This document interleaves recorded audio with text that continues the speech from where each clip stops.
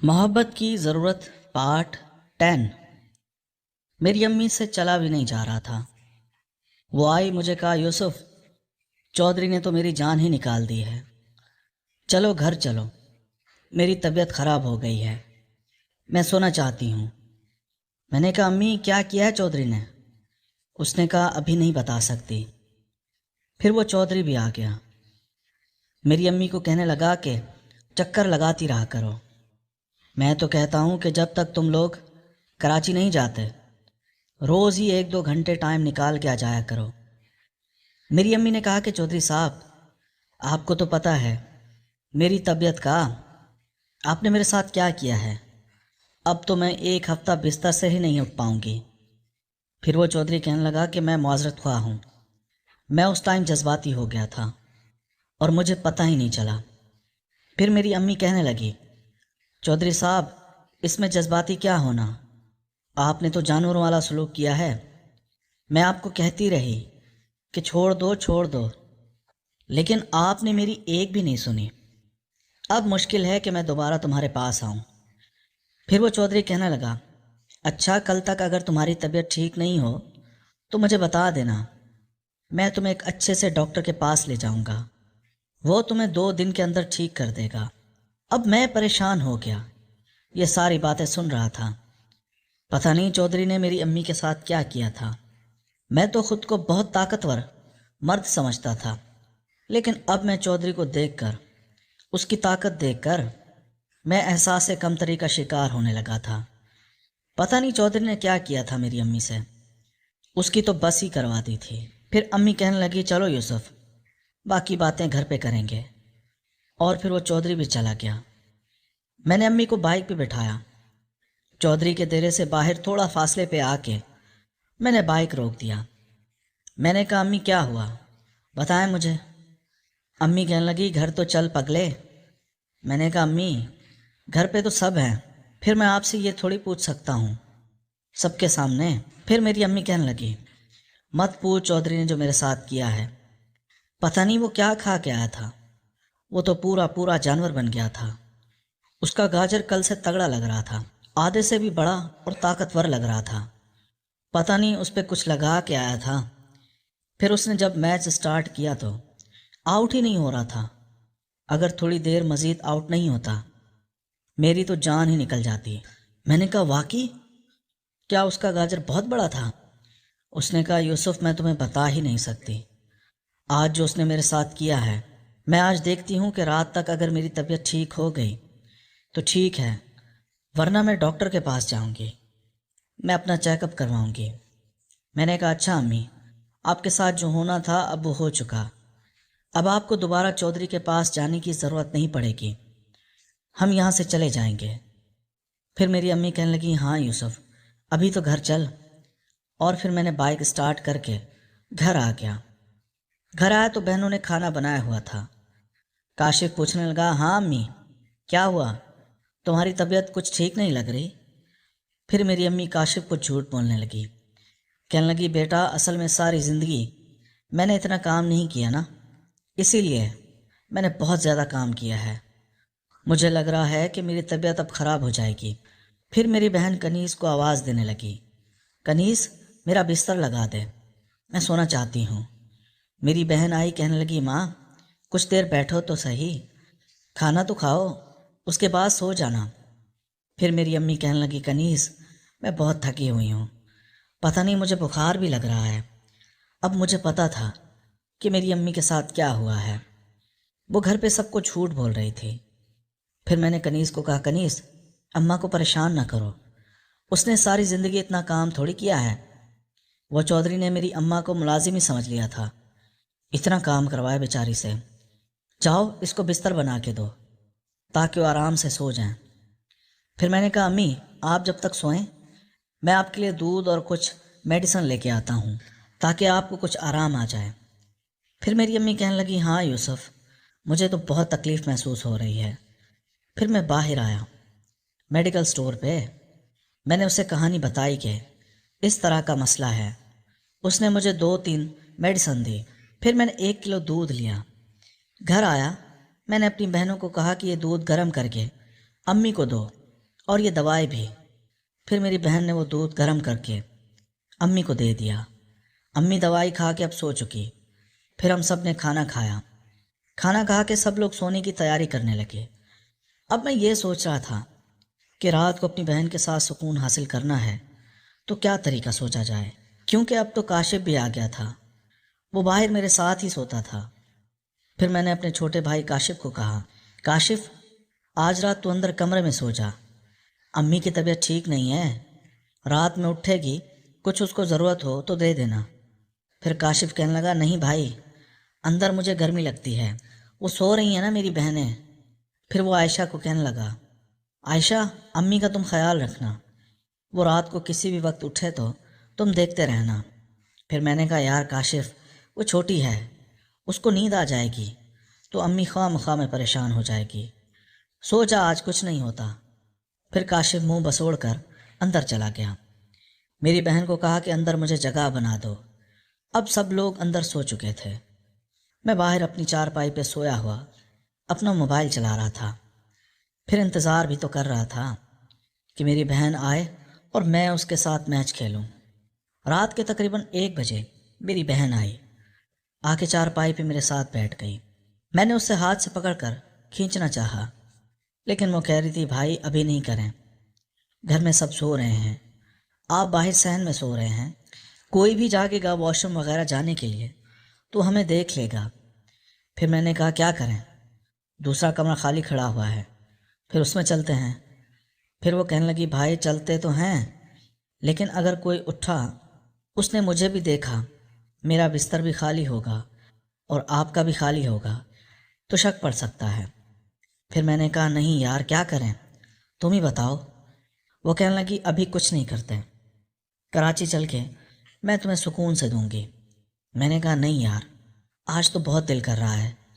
پھر وہ کہنے لگی، بھائی یقین کریں، دل تو میرا بھی بہت کر رہا ہے، کیونکہ کافی دنوں سے وہ پٹھان بھی نہیں آ رہا۔ اور ہاں، پٹھان سے مجھے یاد آیا، پھر کیا سوچا ہے، کراچی کب چلنا ہے؟ میں نے کہا، ہاں بس کل جاؤں گا، ابو سے پوچھوں گا کہ زمین کا کیا کرنا ہے، کب تک وہ میرے نام لگائے گا، اور پھر جیسے ہی یہ کام ہو جائے گا تو پھر ہم چلے جائیں گے۔ پھر میری بہن کہنے لگی کہ جب تک میں پٹھان کو بلا لیتی ہوں۔ میں نے کہا، کہاں پہ؟ وہ کہنے لگی، یہیں واش روم میں اسے مل لوں گی، باہر آپ خیال کرتے رہنا، کوئی آئے تو پھر کھانس کر مجھے اشارہ کرنا، میں سمجھ جاؤں گی۔ میں نے کہا، کنیز ابھی تو مجھے کہہ رہی تھی کہ گھر میں سے کوئی دیکھ لے گا، 1000 بہانے بنا کے سنا رہی تھی، اور اس پٹھان کے لیے تمہیں کوئی بہانہ یاد نہیں آیا؟ وہ کہنے لگی، بھائی باہر آپ ہوں گے نا، اس لیے تو کہہ رہی ہوں۔ پھر میں نے اس سے کہا کہ چلو میرا بھی کام کرو، تمہاری بہت ڈرامے بازیاں ہو گئی ہیں، میں نے بہت برداشت کر لیا ہے۔ میں نے اسے ہاتھ سے پکڑا اور دوسرے کمرے میں لے گیا۔ وہ کافی منع کرتی رہی، لیکن میں نے جا کے بس شروع ہی ہو گیا، اور پھر میں نے زبردستی اس کے ہاتھ میں گاجر دے دیا۔ پھر میں نے کہا، چلو اس کو کھاؤ۔ پھر وہ کہنے لگی، اچھا رکیں بھائی، تھوڑا سکون حاصل کرتے ہیں، باقی اطمینان سے کراچی چل کے کریں گے۔ میں نے کہا، چلو جتنا بھی کرو پر کرو تو صحیح، تم کل اس پٹھان کو بھی بلا لینا، کوئی بات نہیں، میں تم لوگوں کی چوکیداری کر لوں گا۔ پھر اس نے وہ کام شروع کر دیا، لیکن وہ گاجر کھا نہیں رہی تھی، بس ہاتھوں میں لے رہی تھی۔ پھر میں نے باہر نکال کر میچ سٹارٹ کر دیا، وہیں پہ اس کو کھڑا کر کے، اور 10 منٹ میں لگا رہا۔ پھر وہ کہنے لگی، بھائی آہستہ، ظلم نہ کریں، آپ کا بہت تگڑا ہے۔ میں نے کہا، تمہیں کیا، تم اس چیز کی تو عادی ہو نا، تیمور سے اور اس پٹھان سے 2 بندوں سے تو تم لے چکی ہو، اب تمہیں یہ مسئلہ ہو رہا ہے، چپ چاپ کھڑی رہو۔ پھر میں 10 منٹ بعد آؤٹ ہو گیا۔ جیسے ہی آؤٹ ہوا، پھر وہ بھاگ کے واش روم چلی گئی، اور پھر وہ اپنی جگہ پہ جا کے سو گئی۔ میں بھی پھر تھوڑا فریش ہوا، میں بھی اب سکون کی نیند آ کے سو گیا۔ آج میں نے اپنی بہن کو حاصل کر لیا تھا، جس کا میں اتنے عرصے سے انتظار کر رہا تھا، لیکن صحیح سے اور اطمینان سے نہیں کیا تھا، جلد بازی میں کیا تھا، لیکن میں کامیاب تو ہو ہی گیا تھا۔ پھر میں سو گیا۔ اگلی صبح میری چھوٹی بہن سلمہ مجھے اٹھانے آئی، کہنے لگی، بھائی اٹھ جائیں، دھوپ نکلنے والی ہے، ہم ناشتہ بنا رہے ہیں۔ پھر میں نے اس سے پوچھا، سلمہ امی کی طبیعت کیسی ہے؟ وہ کہنے لگی امی ابھی تک سو رہی ہیں۔ میں نے کہا اچھا ٹھیک ہے، تم لوگ ناشتے کی تیاری کرو۔ میں گیا واش روم ہاتھ منہ دھوئے اور پھر میں کمرے میں آ کے امی کو اٹھانے لگا۔ میں نے کہا امی امی اٹھ جائیں، اب آپ کی طبیعت کیسی ہے بتائیں مجھے۔ پھر میری امی کہنے لگی یوسف رات کو دوائی کھائی تھی نا تو کچھ بہتر محسوس کر رہی تھی، لیکن اب مجھے پھر تکلیف محسوس ہو رہی ہے، لگتا ہے کہ مجھے ڈاکٹر کے پاس جانا ہی پڑے گا۔ میں نے کہا امی اچھا آپ اٹھ جائیں، ناشتہ کر لیں، ہم پھر کسی اچھے سے ڈاکٹر کے پاس چلتے ہیں۔ میری امی کہنے لگی نہیں یار، اگر میں ڈاکٹر کے پاس گئی تو اس کو کیا بولوں گی کہ مجھے کیا ہوا ہے؟ چھوڑو دفع کرو، بس تم رات کو جو میڈیسن لائے تھے وہ جاؤ دوبارہ لے کے آؤ۔ میری امی بات تو ٹھیک ہی کر رہی تھی، میری امی کی طبیعت کچھ خراب تھی، اس لیے میں نے اسے ابو کے بارے میں ابھی تک نہیں بتایا تھا کہ کل رات وہ آئے تھے اور مجھے اتنی بڑی آفر دے کے گئے ہیں۔ پھر میری بہن کنیز مجھے دیکھ کر مسکرا رہی تھی۔ اب مجھے عجیب لگ رہا تھا کہ وہ روز تو مجھے دیکھتی ہے، آج اسے کیا ہو گیا ہے؟ پھر میں امی سے اٹھ کر اس کے پاس گیا۔ میں نے کہا کنیز کیا ہوا، سب خیریت ہے، مسکرا کیوں رہی ہو؟ پھر وہ کہنے لگی بھائی رات کو جو آپ نے مجھے سکون دیا ہے اب تو میں آپ کی دیوانی ہو گئی ہوں، مجھے لگتا ہے کہ مجھے آپ سے محبت ہو گئی ہے۔ میں نے کہا واقعی؟ اس نے کہا ہاں بھائی، پہلے جتنوں کے ساتھ بھی ملی ہوں ان کا گاجر اتنا نہیں تھا جتنا تمہارا تھا، اب تو دل کرتا ہے کہ میں تمہارے ساتھ ہی رہوں۔ میں تو خواہ مخواہ ادھر ادھر سکون ڈھونڈ رہی تھی، حالانکہ اصل سکون تو میرے گھر میں ہی چھپا ہوا تھا۔ پھر میں نے کہا آزما لیا نا، کہتا تھا نا کہ ایک دفعہ خدمت کا موقع دو، اب پتہ چلا کہ میں کتنا طاقتور ہوں۔ وہ کہنے لگی ہاں بھائی، اب تو آپ کے ساتھ ہی پھر تسلی کے ساتھ یہ والا کام کرنا پڑے گا۔ پھر میں نے کہا اب تو کراچی چل کے ہی ہوگا، بس دعا کرو کہ ہماری زمینیں ہمیں مل جائیں۔ پھر مجھے یاد آیا، میں واپس آیا، امی سے بات کی۔ میں نے کہا امی وہ ابو کل آئے تھے، وہ کہہ رہے تھے کہ صلح کر لو، میں ساری زمینیں تم لوگوں کو دینے کے لیے تیار ہوں۔ پھر میری امی کہنے لگی دفع کرو یوسف، ویسے بھی ہمیں اچھا خاصا حصہ ملنے والا ہے، ہم کراچی چلیں گے، اپنی آزاد زندگی گزاریں گے۔ ویسے بھی اب ہم آزاد ماحول میں رہ کے ہم اس گھٹن میں نہیں رہ سکتے۔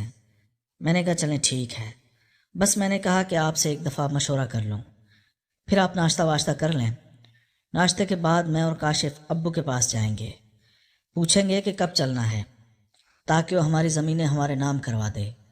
پھر وہ کہنے لگی یوسف ناشتہ کر کے مجھے دوائی تو دے دو، پھر تم لوگ چلے جانا۔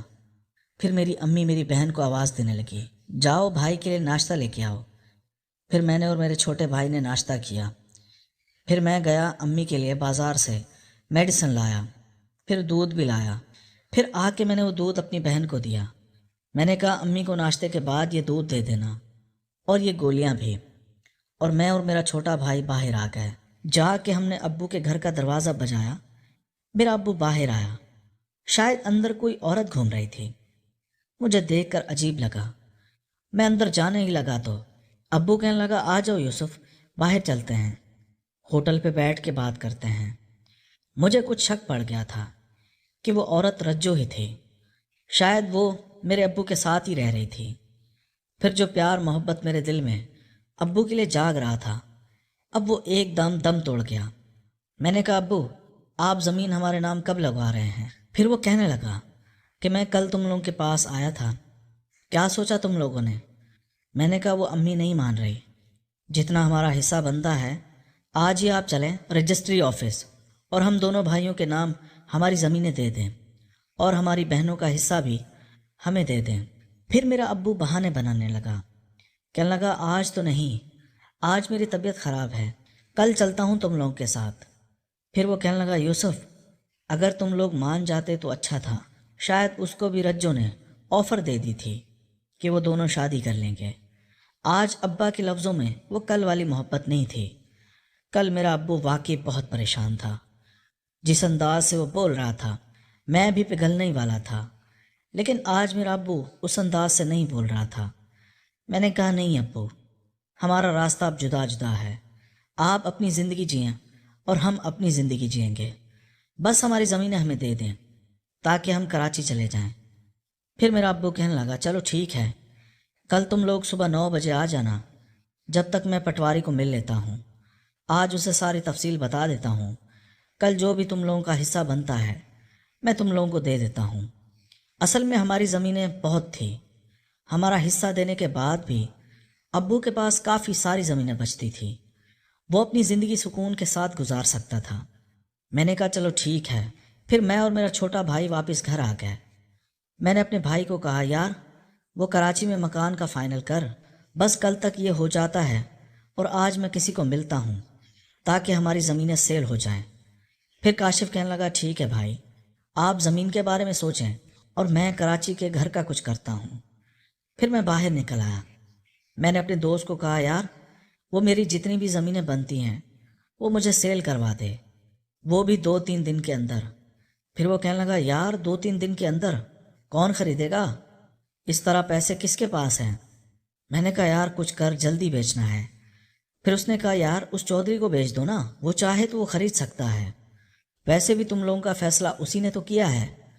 फिर मैंने सोचा हाँ आइडिया तो अच्छा है। मैंने कहा अच्छा रुक। फिर मैंने उसकी कॉल बंद की और मैंने चौधरी साहब को कॉल मिला दी। चौधरी साहब ने मेरा फ़ोन उठाया। मैंने कहा चौधरी साहब आपसे बात करनी थी। वो कहने लगा हाँ हाँ यूसुफ बोलो। मैंने कहा चौधरी साहब आपने फ़ैसला किया था, आपको तो पता है हमारी ज़मीनें इतनी हैं, यहाँ पे तो कोई नहीं ख़रीद सकता। मैं चाहता हूँ कि वो हमारी ज़मीनें आप ही ख़रीद लें।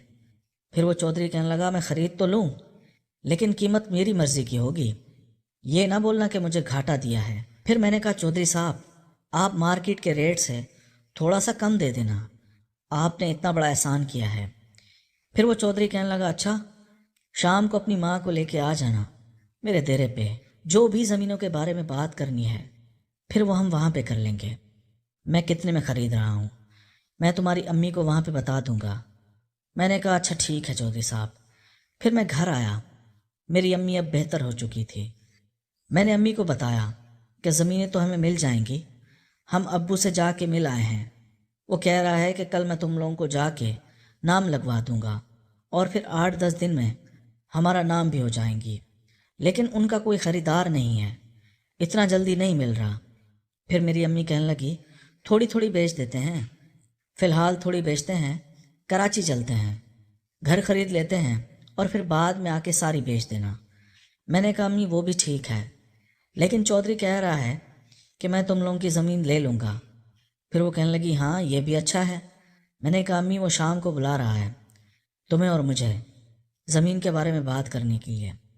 फिर मेरी अम्मी कहने लगी नहीं यूसुफ मैं अब उसके पास नहीं जाऊंगी, अब की बार अगर वहाँ गई तो मेरी लाश ही वापस आएगी। फिर मैंने कहा अम्मी इतनी तकलीफ़ उठाई है तो थोड़ी सी और उठा लें, चलते हैं ना शाम को। दोस्तों इस कहानी की अगले किस्त देखने के लिए इस चैनल को सब्सक्राइब कर लीजिए और बेल के आइकन को क्लिक कर लीजिए ताकि नई आने वाली किस्त आपको जल्द अज जल्द मिल सके। शुक्रिया।